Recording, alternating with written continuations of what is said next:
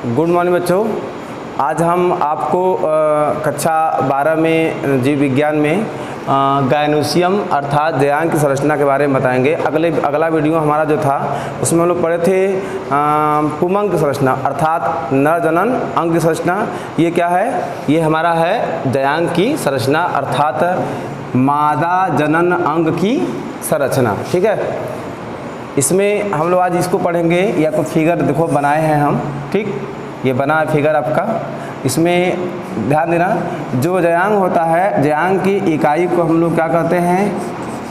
Carpel अर्थात अंडप कहते हैं। अभी हमने बोला कि यह क्या है? जननांग। ये जयांग क्या है? यह पुष्प के मादा जनन अंग होते हैं, मतलब यह पुष्प का सबसे महत्वपूर्ण भाग होता है। इसे हम लोग पुष्प का मादा जनन अंग भी कहते हैं। इसकी इकाई को कार्पेल अर्थात अंडप या इसी को हम लोग कहते हैं स्त्री केसर, स्त्री केसर कहते हैं। ओके, और प्रत्येक जयांग के जो हैं वो 3 भाग होते हैं। आपके सामने देखिए फिगर बना हुआ है, स्टिग्मा,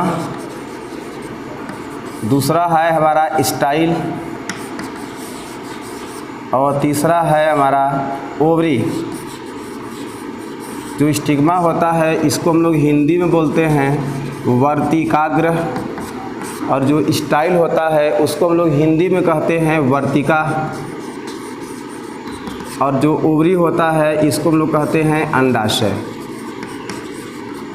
ठीक है, देखिए ध्यान दीजिएगा।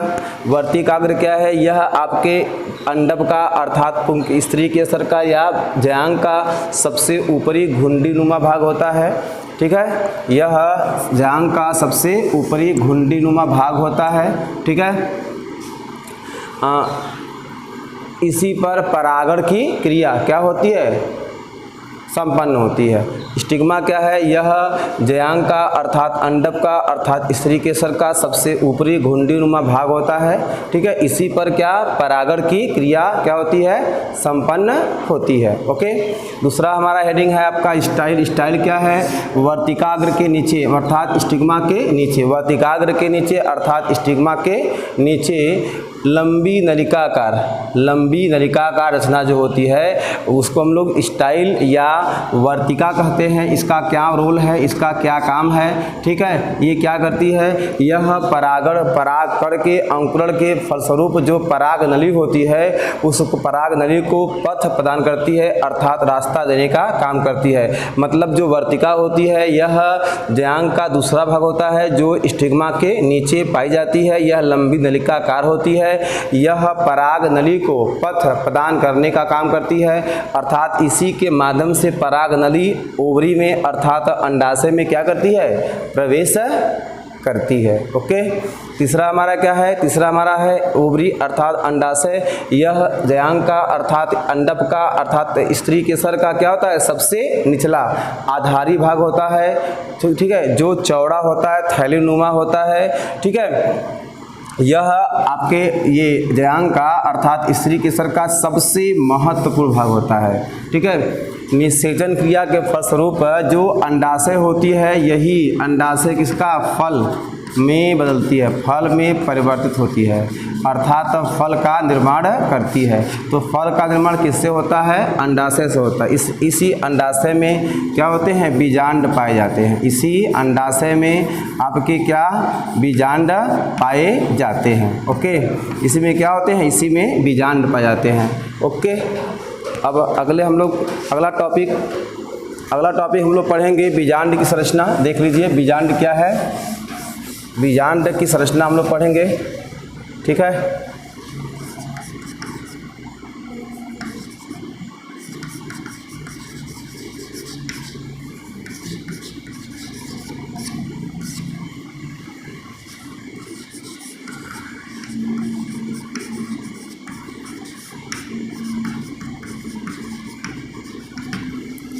ये देखिए फिगर बना रहे हैं हम।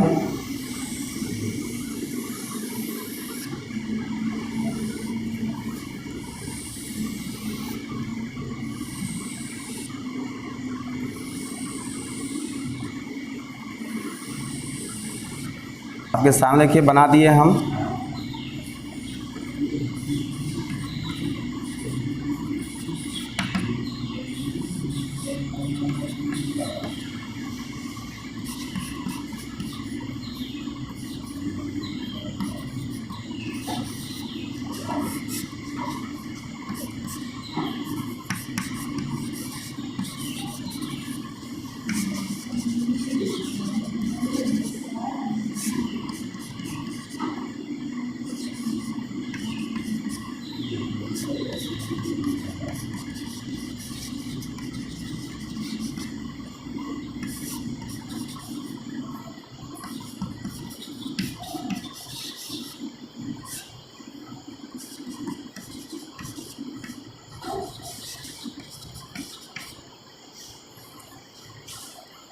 देखिए हमारा हेडिंग क्या था, बीजांड की संरचना। बीजांड कहाँ होता है? अंडाशय के मध्य में स्थित सबसे महत्वपूर्ण भाग, अंडाशय का सबसे महत्वपूर्ण भाग क्या कहलाता है? बीजांड कहलाता है। ठीक है, जो बीजांड होता है यह जिस वृंत के द्वारा, बीजांड जिस वृंत के द्वारा, बीजांड जिस भी वृंत के द्वारा बीजांडासन से जुड़ी होती है उसे हम लोग क्या बोलते हैं? फ्यूनिकल अर्थात बीजांड वृंत कहते हैं।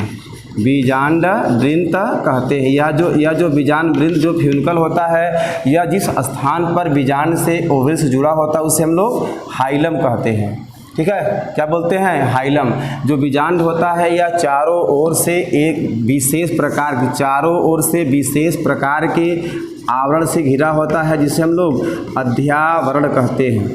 क्या बोलते हैं? अध्यावरण कहते हैं। बीजांड का सबसे ऊपरी भाग जो है वह चलाजा अर्थात मतलब निभाग कहलाता है। ठीक है, बीजांड का जो सबसे महत्वपूर्ण भाग होता है वह न्यूक्लियस अर्थात बीजांड काय कहलाता है। यह विभज्योतकी कोशिकाओं का बना होता है।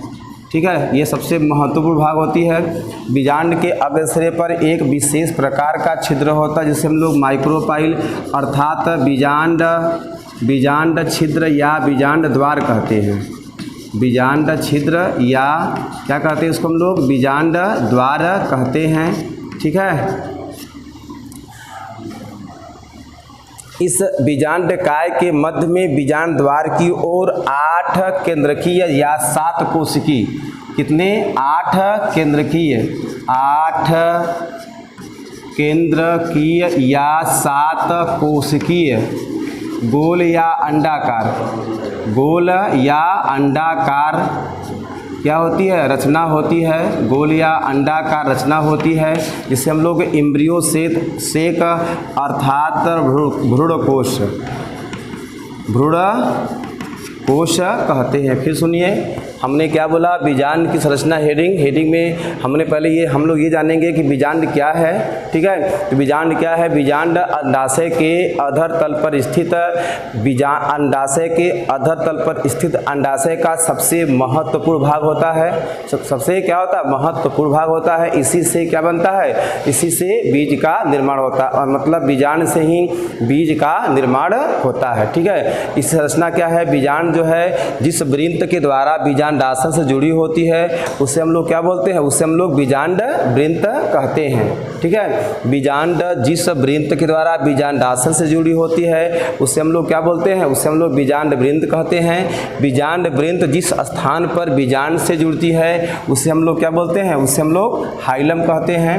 ठीक है, यह जो बीजांड होती है यह चारों ओर से जिस आवरण से घिरी होती है उसे हम लोग क्या बोलते हैं? उसे हम लोग अध्यावरण कहते हैं। ठीक है, इंटेगुमेंट अध्यावरण कहते हैं। ठीक है, बीजांड का सबसे ऊपरी भाग जो है वह चैलाजा कहलाता है। बीजांड का सबसे महत्वपूर्ण भाग जो है वह न्यूक्लियस कहलाती है। इसको हम लोग हिंदी में बीजांड काय कहते हैं। यह विभज्योतकी कोशिकाओं का बना होता है। मेरिस्टेमेटिक सेल, यह जो बीजांड काय होता है वह मेरिस्टेमेटिक सेल से क्या होती है? निर्मित होती है, बनी होती है। ठीक है, इसके अग्र छोर पर एक विशेष प्रकार का छिद्र होता है जिसे हम लोग क्या बोलते हैं? माइक्रोपाइल अर्थात बीजांड छिद्र या बीजांड द्वार कहते हैं। इस न्यूक्लियस के अर्थात बीजांड काय के बिल्कुल मध्य भाग में 8 केंद्र की या 7 कोशिकीय रचना क्या होती है? पाई जाती है। जिसे हम लोग क्या बोलते हैं? भ्रूणकोश अर्थात एम्ब्रियो सेक कहते हैं। ठीक है, वह पुनः सुनिए, बीजांड क्या है? है, बीजांड अंडाशय में के अधर तल पर स्थित अंडाशय का सबसे महत्वपूर्ण भाग होता है। ठीक है, इसी से क्या होता है, इसी से बीज का निर्माण, मतलब बीजांड से बीज का और अंडाशय से किसका, फल का निर्माण होता है। ऐसा बताया गया था, अभी बताए हैं। ठीक है, इसकी संरचना क्या है, बीजांड जो है जिस डंठल द्वारा, जिस वृत्त के द्वारा बीजांडाशय से जुड़ी होती है, ठीक है, अर्थात अंडाशय से जुड़ी होती है अधर तल पर, उसी को हम लोग क्या बोलते हैं, उसको हम लोग फ्यूनिकल अर्थात बीजांड वृंद कहते हैं। बीजांड जिस स्थान पर, बीजांड वृंद जिस स्थान पर किससे, बीजांड से अर्थात ओवल से जुड़ी होती है, उससे हम लोग क्या बोलते हैं, हाइलम कहते हैं। बीजांड चारों ओर से, मतलब जो ओविल्स है वो चारों ओर से जिस आवरण से घिरी होती है, उस आवरण को हम लोग इंटेगुमेंट अर्थात अध्यावरण कहते हैं। ठीक, इसका ऊपरी भाग निभाग कहलाता है। बीजांड जो होता है वह, उसका अधिकांश भाग, मतलब जो बीजांड होता है, जो ओव्यूल्स होता है, वह मेरिस्टेमेटिक सेल अर्थात विभज्योतकी कोशिकाओं से बनी होती है, जिसको हम लोग क्या बोलते हैं, न्यूक्लियस अर्थात बीजांड काय कहते हैं। बीजांड के अधर तल पर, बीजांड के अग्र छोर पर एक विशेष प्रकार का छिद्र पाया जाता है, जिसे हम लोग बीजांड छिद्र या बीजांड द्वार मतलब माइक्रोपाइल कहते हैं। न्यूक्लियस के मध्य में माइक्रोपाइल की ओर, मध्य में माइक्रोपाइल की ओर गोल या अंडाकार 8 केंद्र की या 7 कोशिकी रचना पाई जाती है, जिससे हम लोग क्या बोलते हैं, जिसे हम लोग एम्ब्रियो सेक कहते हैं। ठीक है, अगला हमारा हेडिंग क्या रहेगा, embryo structure of embryo sac बना रहे हैं। ठीक है, भ्रूणकोश की संरचना, अभी हमने बताया ना कि भ्रूणकोश क्या है। भ्रूणकोश जो है 8 केंद्र की या 7 कोशिकी क्या होती है, रचना होती है। 8 केंद्र की या 7 कोशिकी रचना होती है। ठीक है, 8 केंद्र की या 7 कोशिकीय रचना होती है। देखिए फिगर आपका है, इसमें बीजांडकाय के ओर की अर्थात न्यूक्लियस के ओर की, मतलब चैलाजा की ओर की 3 कोशिका को हम लोग एंटीपोडल्स सेल कहते हैं। और माइक्रोपाइल के प्रथम 2 कोशिका को हम लोग सिनरगाइड्स सेल कहते हैं, जबकि मध्य की सबसे महत्वपूर्ण कोशिका को हम लोग क्या बोलते हैं, एग सेल, इसी को हम लोग कहते हैं एग अपरेटस।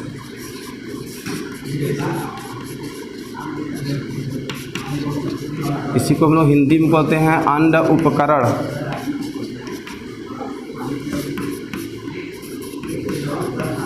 इसको हम लोग कहते हैं सहायक कोशिका, इसको हम लोग कहते हैं अंड कोशिका।